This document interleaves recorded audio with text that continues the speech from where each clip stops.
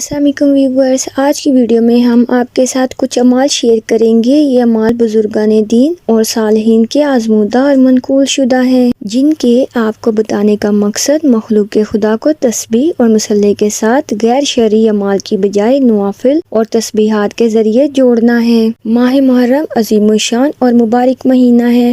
شہر اللہ یعنی اللہ کا مہینہ کہہ کر اس کے شرف کو بیان کیا گیا ہے۔ اس ماہ کے دوران نیک اعمال زیادہ سے زیادہ کرنے چاہیے، خاص طور پر نفلی روزے زیادہ رکھنے چاہیے، کیونکہ رسول اکرم صلی اللہ علیہ وسلم کا ارشاد گرامی ہے، رمضان کے بعد سب سے افضل روزے ماہ محرم کے روزے ہیں، جو کہ اللہ کا مہینہ ہے، اور فرض نمازوں کے بعد سب سے افضل نماز رات کی نماز ہے۔ خاص طور پر یوم عاشورہ 10ویں محرم کا روزہ رکھنا چاہیے۔ عاشورہ کے دن کیے جانے والے 10 اعمال ایسے ہیں جو اللہ تعالیٰ کے قرب کا باعث ہیں۔ نمبر 1 روزہ رکھنا، نمبر 2 نفلی عبادت کرنا، نمبر 3 یتیم کے سر پر ہاتھ رکھنا، نمبر 4 توبہ استغفار کرنا، قبرستان جانا، نمبر 5 غسل کرنا، نمبر 6 سرما لگانا، نمبر 7 بیمار کی بیمار پرسی کرنا، نمبر 8 پیاسے کو پانی پلانا، نمبر 9 صدقہ خیرات کرنا، نمبر 10 دسترخوان کشادہ کرنا۔